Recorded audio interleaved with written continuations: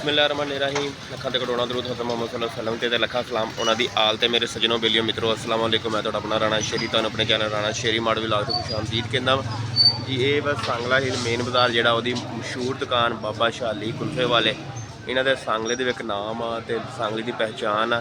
ये बंदा जो इधरले पासे हमीद निज़ामी रोड आ, इधरले पासे आ कमेटी बाज़ार, जो हमीद निज़ामी रोड तो बंदा इंटर हुंदा वा कमेटी बाज़ार वाल नूं तो उत्थे करके इन्हां दी दुकान आ जाओ तुहानूं नाल इन्हां दुकान का विजिट कराइए तो नाल दिखाइए इत्थों की मिलता वा।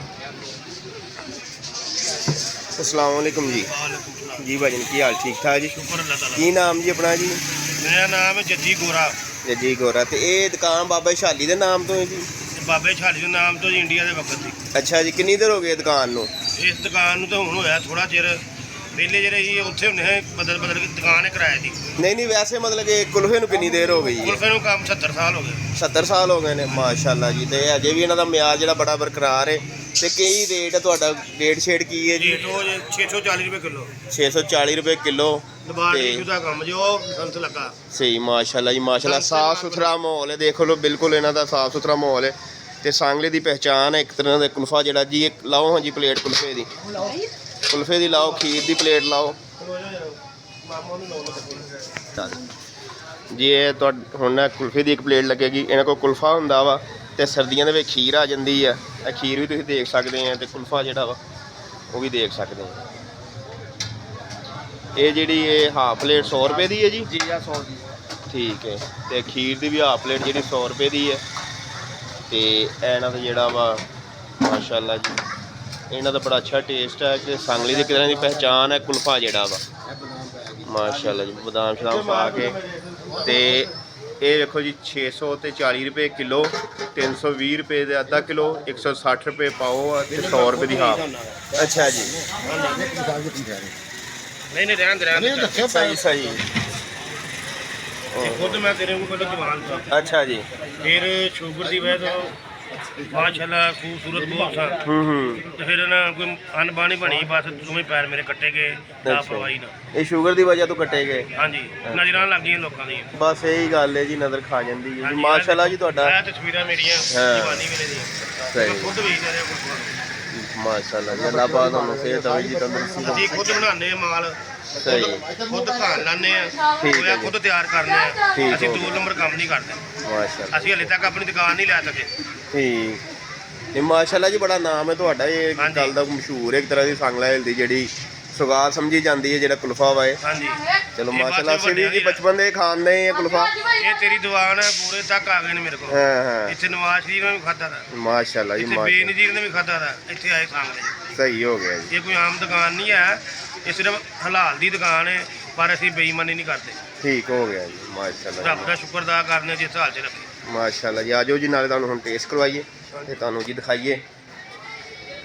देखो जी लेडीज़ वास्ते लैदा सिटिंग आ ते है वा इन्हां कोल काफ़ी ज़्यादा रश हुंदा, लेकिन अज कोई मौसम का जिहड़ा वा ओह हो गई क्योंकि सर्दी आ रही है तो सर्दी में ज़रा कुल्फे का काम जिहड़ा घट जांदा वा ते इस वजह तो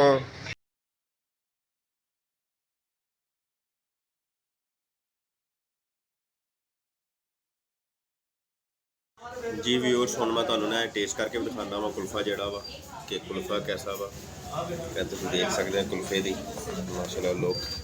तो हुण मैं कुल्फा तुहानूं टेस्ट करके दिखांदा वा कि कुल्फा दा जी व्यूअर्स इन्हां दी खीर भी आ गई है तो नाल ही इन्हां दा कुल्फा भी आ गया। तो हुण मैं तुहानूं टेस्ट करके भी दिखावांगा कैसे इन्हां दे लुक वेखो कितनी जबरदस्त है। साहब कहते हैं मैनू लाजमी लभो हुण तुहानूं खीर का टेस्ट करके दिखाना वा।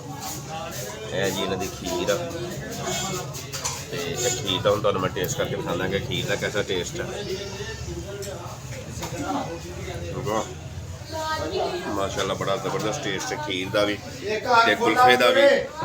तो व्यूअर्स मैं तुहानूं जिहड़े सांगला दी पहचान आ बाबा शाली कुल्फे वाला, इन्हां दी 3-4 ब्रांचां बन गई ने, लेकिन जी सब तो पुरानी ब्रांच है वो यही है। तो इत्थे जिहड़े भाई जिन्हां दी तस्वीर भी पिछे मेरे लगी हुई है जी गोरा साहब, ये माशाल्लाह इन्हां दी मैं काफ़ी देर तो बचपन तो दे रहे दुकानदारी कर रहे थे, लेकिन शुगर की वजह तो इन्हां दियां दोवें जिहड़ियां लत्तां ने वो कट्टियां गईयां ने।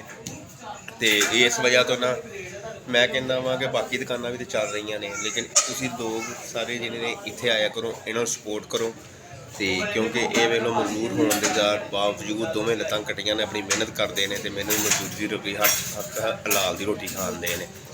ਤੇ ਇੱਥੇ ਆਓ, ਇਹਨਾਂ ਨੂੰ ਸਪੋਰਟ ਕਰੋ, ਇਹਨਾਂ ਕੋਲ ਆ ਕੇ ਕੁਲਫਾ ਖਾਇਆ ਕਰੋ।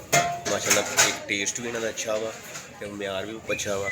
ਮੇਰੇ ਚੈਨਲ ਨੂੰ ਵੀ ਸਬਸਕ੍ਰਾਈਬ ਕਰੋ। ਤੁਹਾਡਾ ਬਹੁਤ ਜ਼ਿਆਦਾ ਸ਼ੁਕਰੀਆ ਮੇਰੀ ਵੀਡੀਓ ਦੇਖਣ ਦਾ। Thank you so much.